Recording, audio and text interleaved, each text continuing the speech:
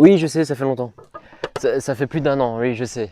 Ça fait 1 an qu'on s'est plus vu avec cette machine, hein. En vrai, aujourd'hui, ce que je voulais faire, c'est que je voulais observer un petit peu la Lune, regarder un petit peu aux alentours ce que le ciel nous propose. Aujourd'hui, on est le 8 mai, donc ouais, ça fait 1 an qu'on s'est plus vu avec cette machine, c'est terrifiant, hein. En fait, le truc, pourquoi je fais une vidéo maintenant? Il y a une nouveauté, je vais pas vous mentir, il y a une nouveauté sur la machine.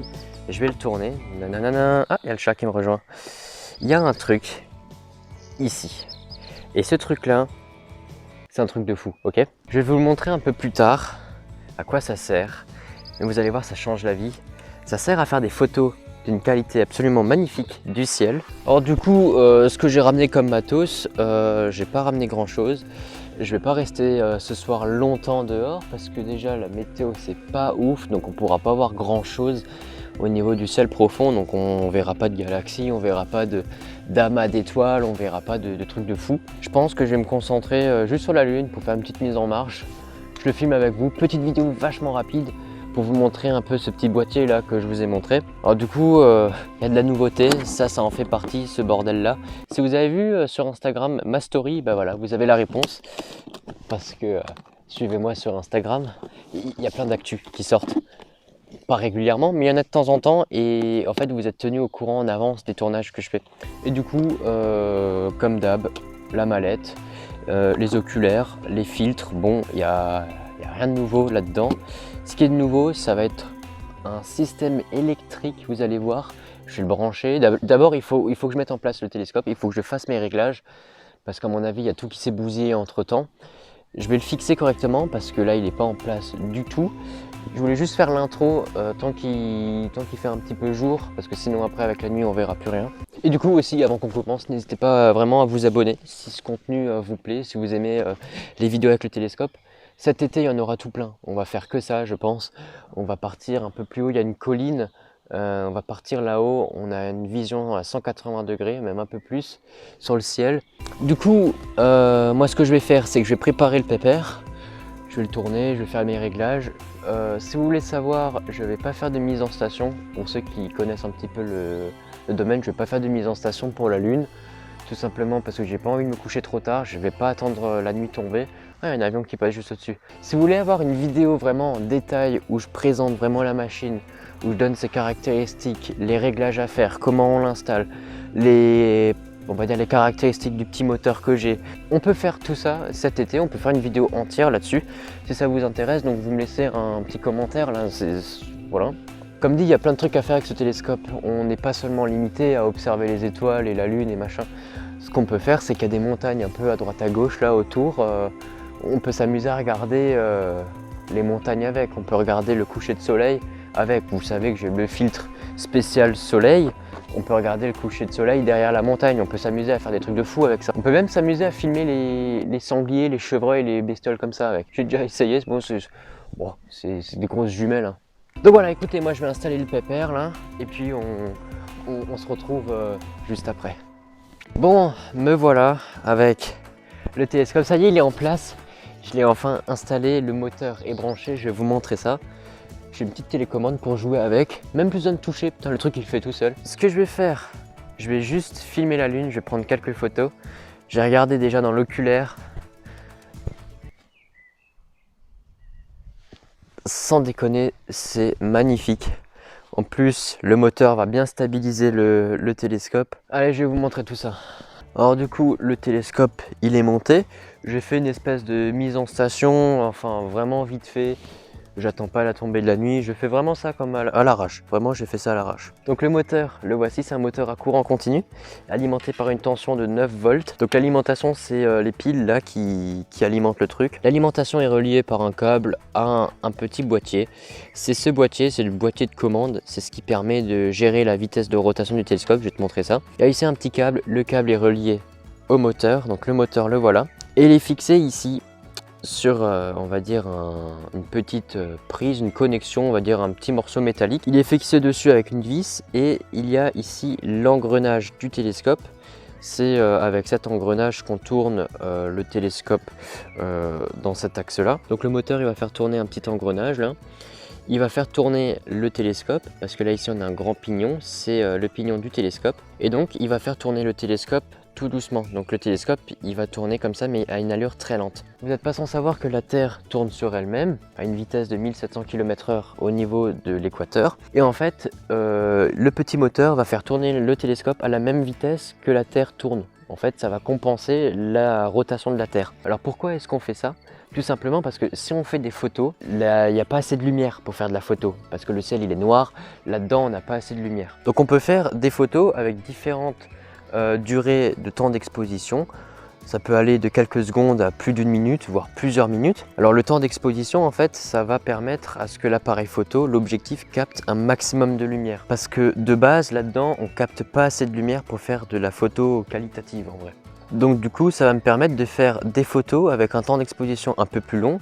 J'ai un réglage qui se fait directement sur le téléphone. Je vais mettre le téléphone juste ici avec la petite connexion qu'on a avec le petit portable là, machin. Ça va être fixé sur l'oculaire, donc ça c'est l'oculaire, hein. Bon, vous connaissez tout ça, hein. Je vais pas vous réexpliquer tout ça. Et donc du coup, au lieu de faire des photos avec un temps d'exposition de 2 secondes grand maximum, parce qu'avant, bah, ce que j'observais sortait très vite du cadre, donc en fait ça me faisait des photos complètement floues, donc je pouvais avoir un temps d'exposition grand max 2 secondes. Là maintenant je peux monter à plus de 15 secondes environ, mais voilà, c'est pas un télescope qui est fait pour de l'astrophotographie. C'est un truc qui est fait de base pour observer, pour prendre quelques petites photos comme ça en vrac, mais c'est surtout pour observer. Mais moi le problème c'est que observer, ok bon je connais le ciel en gros dans les grandes lignes, mais moi ce que je veux vraiment faire c'est partager mes observations. Et le problème c'est que quand tu prends une photo de Jupiter et en fait tu as juste un petit point blanc, franchement c'est pas drôle. Ce qui est intéressant c'est de voir les rayures de Jupiter, de voir les satellites de Jupiter. Par exemple quand on filme Saturne, bah, voir un vulgaire point blanc c'est chiant, alors qu'avec ça on peut avoir un temps d'exposition assez long pour qu'on puisse voir les anneaux de Saturne. D'ailleurs ça on le verra cet été, donc abonne-toi hein, pour voir cette vidéo, on verra les anneaux de Saturne avec cette machine. Et du coup, je vais mettre le portable là-dessus et puis on va se filmer ça tranquillement. Bon, voilà, du coup, j'ai mis le portable. Donc voilà, du coup, là, le portable est dessus. Je suis en train de filmer la lune. Je vais faire une mise au point. Bam! Si ça, c'est pas stylé, sans déconner. Et donc là, on se retrouve avec une image qui est très nette. Si vous avez vu ma vidéo, la première vidéo avec le télescope, quand j'ai fait justement la lune, c'était pas aussi net que ça et c'était pas aussi stable que ça. Là on est vraiment bien. Donc voilà un petit peu l'image. On va un petit peu zoomer et maintenant on va agir avec notre télécommande. Donc là j'ai ma télécommande, je peux avancer comme là, tu vois, là je touche pas le télescope, je touche ma télécommande. Tac, et voilà, et tu vois, ça se recadre tout seul. Voilà, du coup, là maintenant, j'ai une petite LED verte qui s'allume. Donc là, le moteur, il tourne à une vitesse très lente. Là, il est en mode compensation de la rotation de la Terre. Et là, ici, j'ai des boutons. J'ai avance rapide, donc je peux avancer un peu plus vite. Je peux reculer. Tac. Là, il y a eu un petit blanc. C'est juste le temps que ça se mette dans le bon engrenage. Et après, j'ai un x2, donc je peux aller 2 fois plus vite. La différence n'est pas notoire, mais bon. Et après, j'ai un mode pause. Si j'ai envie de faire pause, je suis en pause. Et on voit que dès que je suis en pause, la lune sort du champ. C'est quand même un outil, franchement, c'est vraiment bien. On l'a acheté à Noël. Et à Noël, on a aussi acheté des housses de transport, donc je vais pouvoir me déplacer avec la voiture, mettre le télescope dans le coffre. Non, ça va être vraiment bien. Du coup là on a une image vraiment qui est très très qualitative. Je vais modifier un tout petit peu la mise au point du télescope. Voilà, du coup là on a vraiment une qualité de détail, je trouve, en tout cas sur le portable. Ça rend toujours mieux sur le portable que plus tard en fait. Quand on regarde en fait les photos après avoir été avec le télescope, quand on les regarde par exemple le lendemain, on les trouve toujours un peu plus floues que lorsqu'on les voit directement là. Par exemple maintenant je trouve que l'image est très nette, alors que je sais pertinemment qu'au montage je vais trouver l'image très floue.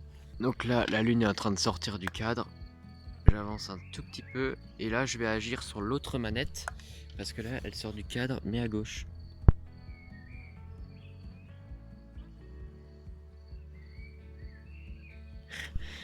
Je trouve ça très rigolo quand c'est surexposé. On voit vraiment bien les détails, en bas. les cratères, putain, on voit tellement bien les cratères. Et si je fais comme ça, plouf, on voit d'autres détails. Tac.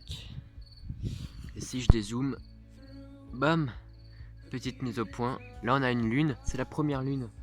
Donc c'est-à-dire que dans 2 semaines on va avoir une pleine lune. Moi ce que je vais faire c'est que je vais changer d'oculaire, je vais passer un grossissement un tout petit peu plus grand.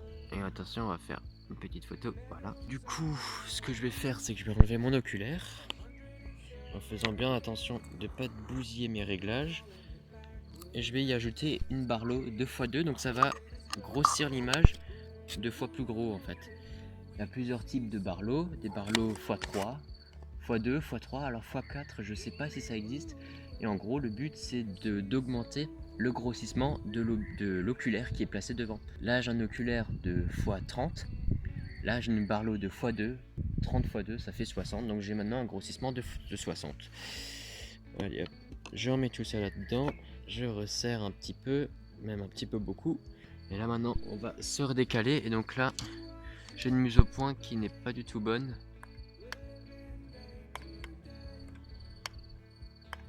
Et là du coup c'est lui qu'il faudra bouger.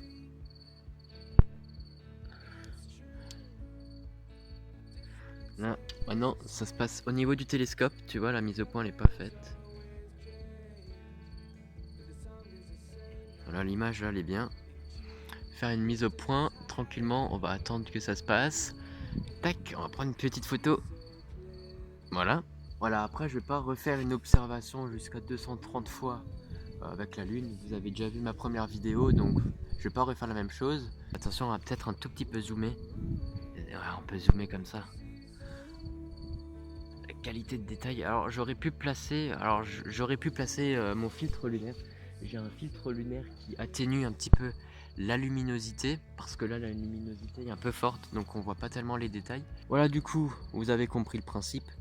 Avec la lune qui se déplace tout doucement, la qualité de détail, franchement je trouve ça tellement fou, je trouve ça incroyable. Allez, on se retrouve cet été pour faire plein de vidéos avec l'Omégon, avec le télescope. Au programme on va faire du Saturne, on va faire Jupiter, on va faire Mars, on va faire les galaxies, Andromède, on va se balader dans la Voie lactée, on va chercher des petites choses, des amas d'étoiles. Oh, on va faire tellement de trucs, ça va être trop bien. On va se faire des soirées comme ça. Allez, c'était Nate, on se retrouve, je sais pas, la prochaine fois quand ça sera. Peut-être avec le télescope ou bien dans un Fendt, je sais pas trop. Allez, on se retrouve très bientôt sur YouTube. Salut!